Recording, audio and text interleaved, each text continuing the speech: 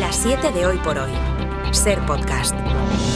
¿Qué tal? Muy buenos días. Colombia sigue buscando bajo los escombros a cientos de personas desaparecidas después de ese terremoto de 7,4 grados en la escala de Richter que sacudió ayer el oeste y el centro del país y que es ya uno de los más potentes que ha sufrido Colombia en lo que va de siglo.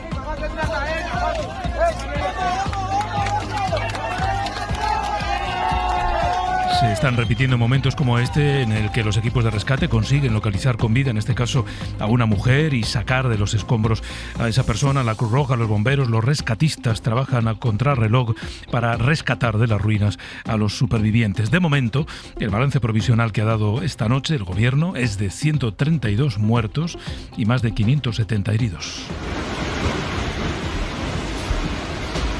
Los daños materiales son cuantiosos. Al menos 86 edificios han colapsado completamente. Hay una decena de hospitales que han quedado muy dañados. 7 aeropuertos han tenido que cerrar temporalmente. La parte más golpeada es el llamado eje cafetero y el Valle del Cauca. Allí se sitúa Cali.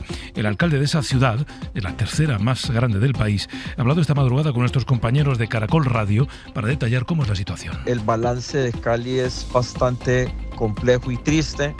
Tenemos 40 edificaciones colapsadas completamente.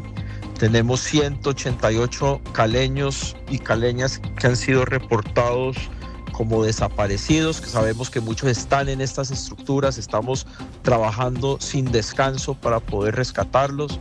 Tristemente debo informar el fallecimiento de 53 personas al momento confirmados. Así están las cosas a esta hora. Estos son los datos, por supuesto preliminares, de un seísmo que sacudió la tierra a primera hora de la mañana allí. Era en torno a las 7:30, cuando muchos ciudadanos estaban en sus casas, empezando el día, o algunos incluso yendo a sus puestos de trabajo. Vamos a saludar al jefe internacional de Radio Caracol, a Eddie Mosquera. La tensión arrancó hacia las 7:20 de la mañana en la región del Pacífico. San José del Palmar, en el departamento del Chocó, fue el epicentro de este terremoto, el más fuerte vivido en Colombia desde hace 10 años y se sintió en todo el país. Pero la mayor afectación fue en el Chocó, epicentro, y regiones aledañas como Caldas, Quindío y Risaralda. Se cayó todo el edificio. Necesitan los bomberos urgentes aquí en la Guadalupe. Ante la emergencia, la prioridad para estos días está en los rescates, lo ha dicho el presidente Abelardo de la Espriella. El gobierno nacional atenderá esta tragedia como corresponde y le vamos a dar la mano a todos los colombianos. A la par de esto hubo reacción internacional, por ejemplo, $500 millones de parte del Banco Interamericano de Desarrollo. Una donación de $500.000 para atender la ayuda humanitaria que se requiere en estos momentos. Pero también de Estados Unidos, con $15,5 millones. Ya se ha declarado desastre nacional y ahora se espera que el gobierno detalle lo que se necesita para que las demás naciones envíen las ayudas necesarias. El presidente Abelardo de la Espriella, que tomó posesión hace solo 4 días, el pasado viernes, ha declarado la situación de desastre nacional y varias ciudades han establecido toques de queda. Ángel Villascusa, buenos días. Buenos días. Y ante el riesgo de posibles saqueos, además, varios países de la región ya han ofrecido ayudar no solo económicamente como Estados Unidos, con 15 millones de euros, también mandando rescatistas, como ha anunciado México, si Bogotá lo solicita. Claudia Sheinbaum es la presidenta de México. Y por supuesto, todo el apoyo que requiera, si es necesario, el pueblo de Colombia, y vamos a estar. Venezuela, que a finales del mes de junio sufrió un doble seísmo en el que murieron más de 6.000 personas, también ha tendido la mano al gobierno colombiano. Europa ha puesto a su disposición, además, el sistema de satélites Copérnicos. Desde España, el presidente del gobierno, Pedro Sánchez, ha mostrado su cariño y solidaridad con el país, mientras que el Ministerio de Asuntos Exteriores, que sigue sin tener constancia de víctimas españolas, recuerda que la embajada y el consulado están movilizados para ayudar a los españoles que están en la zona. Así amanece aquí en España. Así anochecido allí en Colombia este martes 11 de agosto. Colombia es el foco internacional a esta hora. En España la actualidad sigue pasando por Ceuta. El gobierno defendió ayer su actuación una vez más tras la crisis de finales del mes de julio y asegura que centra ahora todos sus esfuerzos en la situación de quienes se han quedado en Ceuta. entre ellos al menos 1.400 menores no acompañados que llegaron a la ciudad, 1.400.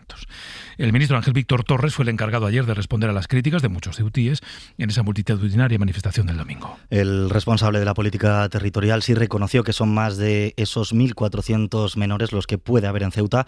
La prioridad ahora es el llamado reagrupamiento familiar de estos niños y niñas, ya sea en sus países de origen o en otros lugares en España. No es sencillo porque depende de la voluntad del país de donde son originarios esos menores, también de los propios menores, el asesoramiento jurídico que ese menor tenga y de la familia, ¿no? Porque tiene que ir a un lugar determinado donde tengan una familia, que puede ser en el país de origen o en otros lugares de nuestro país. Bueno, para esta reubicación de los menores es clave el apoyo de las comunidades autónomas y del PP, que gobierna en la mayoría de las comunidades autónomas. El partido de Feijóo se ha desmarcado de la decisión de los consejeros de Vox de no participar en esa reunión que ha convocado la ministra de Infancia, Sira Rego, este jueves. Sí, fueron los consejeros ultras de Castilla y León, de Extremadura y de Aragón, donde tienen la competencia de infancia.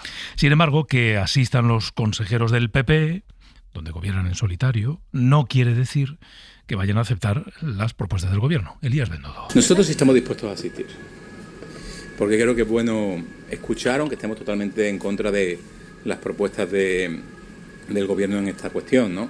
Pero siempre hay que sentarse a la mesa y escuchar. Y no tienes por qué aprobar la política del que está enfrente, pero tienes que escuchar. Y eso sí estamos dispuestos a hacerlo. Mientras en Ceuta miles de personas siguen en las calles de la ciudad cuando van a cumplirse 3 semanas de la entrada masiva por la frontera, el presidente de la ciudad autónoma, Juan Jesús Vivas, ha reclamado al Ejecutivo que tome el mando único. Y hoy se lo puede trasladar también en persona a otro ministro, al ministro de Exteriores, José Manuel Álvarez, tras haber pedido que se agilicen también los procedimientos de expulsión. Vamos a Ceuta una mañana más. Miguel Ángel Mendoza, muy buenos días. ¿Qué tal? Buenos días, Pedro. Pues en efecto, un mando único ya solicitado, por cierto, por el gobierno ceutí al inicio de la crisis y que cayó en saco roto, así como la declaración de emergencia nacional. A todo esto requiere que se adecue un CIE para extranjeros, así lo pedía Juan Vivas.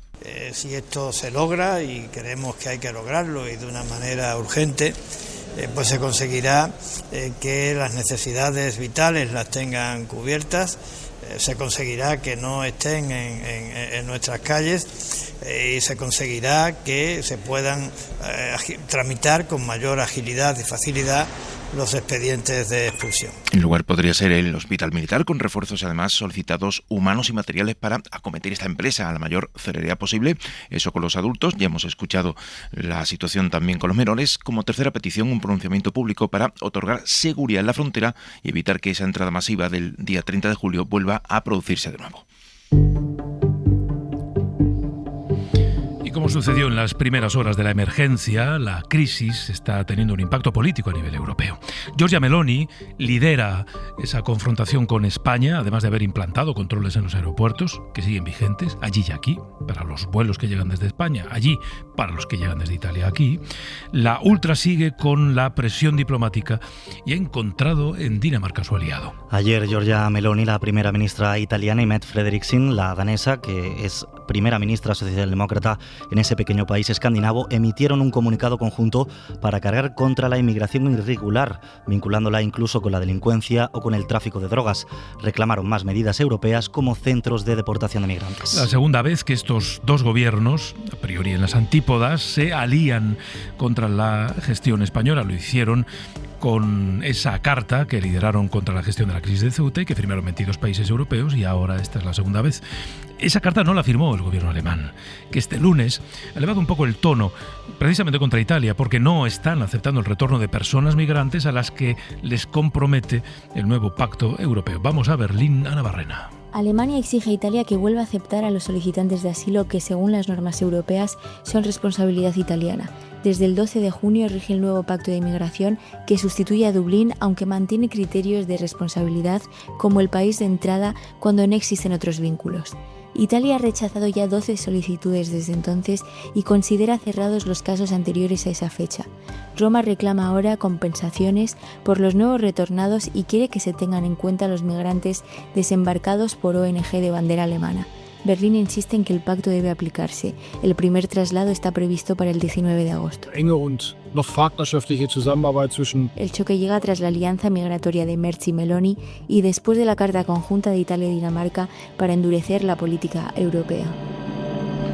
Y de vuelta a nuestro país, los bomberos de la Junta de Andalucía consiguieron evitar que el incendio de Niebla, en Huelva, pasara a la provincia de Sevilla, aunque los vecinos de El Madroño siguen fuera de sus casas. Son en total unos 681 en toda la provincia, donde el fuego ha afectado ya a 20.000 hectáreas. Y además en Segovia el CECOPI ha decidido esta noche mantener la evacuación de Los Ángeles de San Rafael y de Vegas de Matute. La buena noticia es que el perímetro de este incendio no ha crecido tras haber quemado 950 hectáreas. Las autoridades están pidiendo extremar la precaución ante el riesgo de incendio porque las altas temperaturas que coinciden con el gentío que se va a concentrar para ver el eclipse total del miércoles, eso supone un riesgo. Sí, algunas comunidades van a activar el plan de emergencias de protección civil ante los riesgos asociados a este eclipse y para poder en concreto controlar o limitar el acceso a algunas zonas. Vamos a repasar algunas de las medidas que se están empezando a tomar ya para este evento que es histórico y que está generando una expectación mundial. Laura Gutiérrez. 6 comunidades ya están en fase 2. Asturias la activará mañana. Es el escalón que nos va a permitir tomar medidas de protección antes de que ocurra nada y en concreto es el que nos habilita para controlar accesos y restringir el tráfico. Y se ultiman los planes para que el eclipse no acabe en tragedia por el riesgo extremo de incendios forestales. En Galicia estará prohibido el acceso a una treintena de zonas como la Torre de Hércules o la Playa de las Catedrales por ese riesgo ambiental. En Aragón se ha aprobado un decreto que limita el movimiento en zonas forestales y ciudades como Zaragoza también se han blindado. Se va a restringir el tráfico rodado en el puente de la Almozara, en el puente de Santiago, el puente de Piedra y el puente de Pilar. Soria, en Castilla y León, va a desplegar patrullas por toda la provincia, con especial preocupación en el Moncayo. Nosotros ahora mismo estamos barajando la posibilidad de llevar a cabo a lo mejor la prohibición de acceso a determinadas pistas. Habrá restricciones también de acceso en numerosos puntos de Baleares, sense precedents per garantir que es pugui viure l'eclipse. Como en la playa de Palma, que permanecerá cerrada al tráfico desde primera hora del miércoles. Hoy por hoy noticias. Ser podcast. Los martes echamos ligeramente la vista atrás para recuperar las historias más destacadas que nos han contado este pasado fin de semana en Punto de Fuga. Ya saben que es el programa de esta casa, referencia en periodismo sobre derechos humanos y sobre todas aquellas historias que están habitualmente fuera del foco del día a día. Y esta semana, la historia de las guerreras de la Amazonía, un grupo de niñas que han puesto en jaque a la industria petrolera en Ecuador. Javier Bañuelos, buenos días. ¿Qué tal? Buenos días. Sí, empezaron su lucha cuando apenas tenían 7, 8 y 9 años. Mi nombre es Rosa Daniela Valladolid. Mi nombre es Denise Núñez. Carly Valentina Herrera. Son niñas, pero se han ganado que las conozcan a nivel mundial como las guerreras de la Amazonía. Se llevan toda la riqueza del petróleo y tan solo nos dejan contaminación, desforestación y muerte y pobreza. Estas niñas y sus familias han convivido durante años en la Amazonía ecuatoriana con derrames de petróleo, respirando día a día durante décadas el aire tóxico que desprenden las chimeneas de gas que queman las petroleras para extraer el crudo.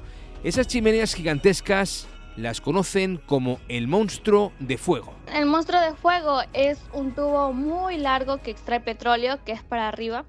Extrae petróleo y tira ese gas donde sale el fuego.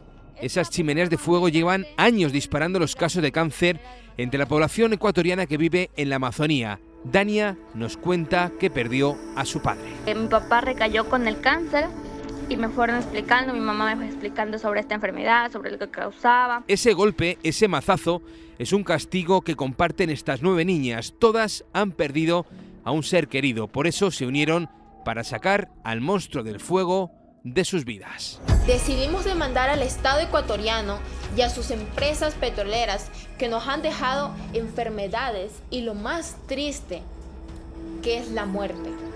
Llevaron su voz al Parlamento ecuatoriano, también a la Cumbre por el Clima, a la COP30 de Brasil. Yo le pido a todos ustedes, señoras y señores asambleístas, que se exija el cumplimiento real de la sentencia del caso Mecheros.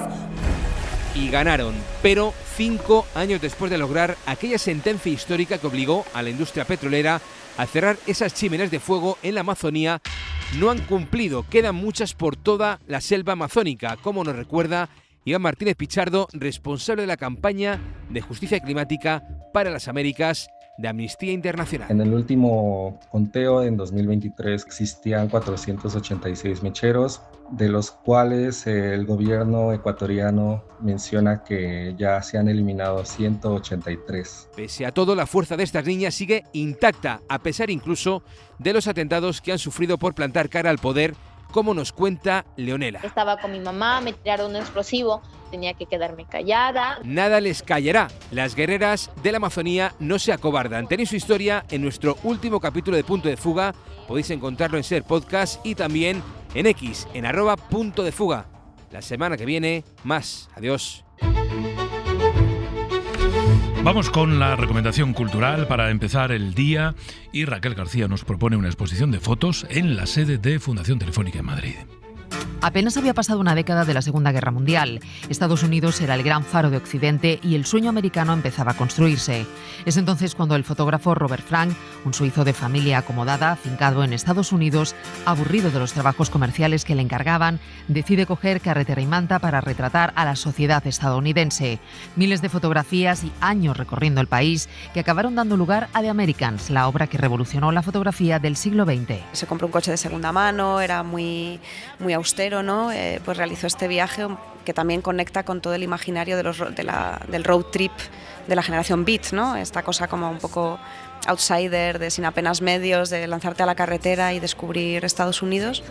Y entonces fue una mezcla de inquietud artística, que yo creo que estaba en la base de todo lo que hacía, pero también en un momento dado decir voy a solicitar la beca para poder realizarlo, ¿no? de necesidad de subsistencia, de vivir de su trabajo. Por primera vez en España se expone la obra íntegra en el espacio de Fundación Telefónica y que es imprescindible visitar. 83 imágenes que construyen un relato propio, alejado de aquella imagen de prosperidad y de éxito de la América de posguerra y que refleja las desigualdades de una sociedad que estaba en pleno cambio. Insertó esa mirada moderna, no tanto la experimentación moderna artística, sino esa mirada moderna heredada de su maestro, que fue Walker Evans, al ámbito documental. Entonces, ¿qué significa esto? Pues de repente fotos que parecen desencuadradas, fotos que parecen fuera de foco, es decir, la protagonista de la foto, como puede ser la actriz principal de un estreno de Hollywood, está desenfocada en primer plano y en el fondo aparece el público, y Robert Frank se fija en el público. Temas como la segregación racial, la alienación urbana y el impacto de la sociedad de consumo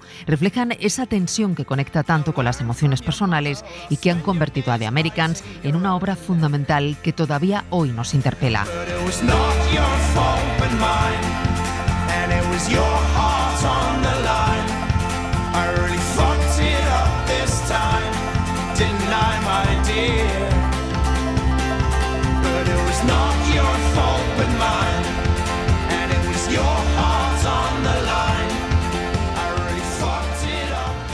Para no perderte ningún episodio, síguenos en la aplicación o la web de la SER, Podium Podcast o tu plataforma de audio favorita.